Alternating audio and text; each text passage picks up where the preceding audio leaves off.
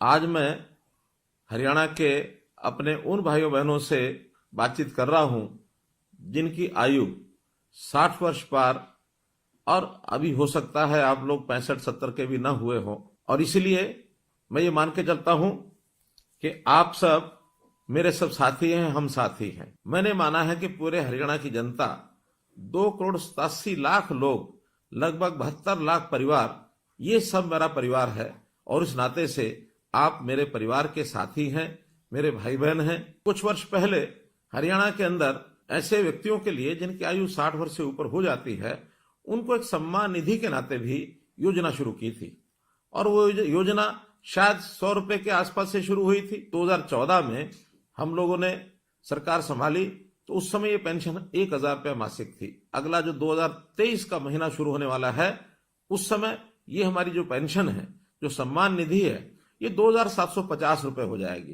कहाँ 1,000 रुपया, कहाँ 2,750 रुपया।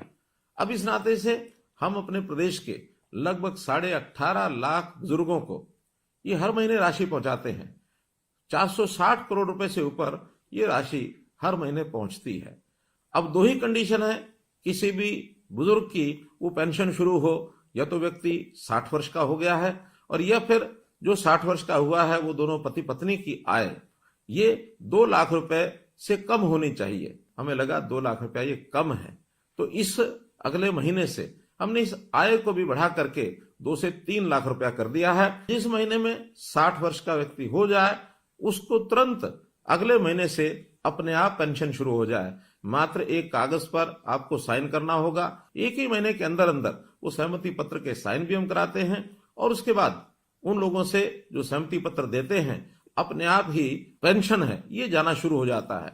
हमने लगभग 6 महीने पहले इस व्यवस्था को शुरू किया था और इन 6 महीनों में 16,500 लोगों को और ऑटोमेटिकली अपने आप पेंशन मिली। केवल हरियाणा प्रदेश ही है जो ये 2,750 रुपया और ये दे रहा है, और किसी प्रदेश में इस प्रकार की व्यवस्था ये ऐसी नहीं है। हमारे देश के प्रधानमंत्री विशेष तौर पर बहुत चिंतित है, गरीब परिवारों के लिए उनकी चिंता है।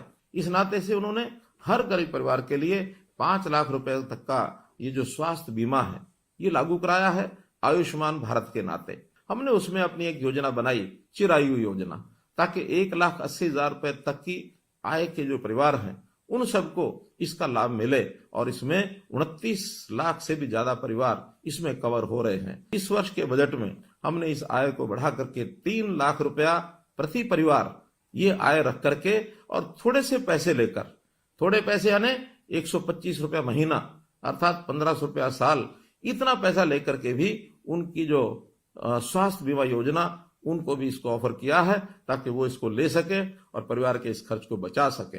एक वर्ग ऐसा हमको ध्यान में आया कि आयु भी 80 वर्ष से ऊपर है, अकेले रहते हैं और उनकी अपनी इनकम हमारे डाटा के हिसाब से 25,000 रुपए से कम है। ऐसे भी 3,600 लोग हैं। अप्रैल से इन सब लोगों के लिए जो वृद्ध आश्रय स्थल, सेवा आश्रम, वरिष्ठ नागरिक सेवा आश्रम, इन सेवा आश्रमों में उनको हम कहेंगे जाकर के वो वहां रहें। अगर वो सहमत होंगे उन सबको हम इन सेवा आश्रमों में रखेंगे। कोई गरीब परिवार है उसकी हर प्रकार की चिंता, राशन कार्ड के नाते से ऑटोमेटिक राशन बनते हैं। अगर किसी परिवार के सिर पर छत नहीं है, प्रधानमंत्री आवास योजना के अंतर्गत उनको मकान मिलता है। कोई व्यक्ति बीमार होता है तो उसको आयुष्मान के नाते या चिरायु योजना के नाते 5 लाख रुपए तक उसकी बीमा की भी चिंता हम करते हैं।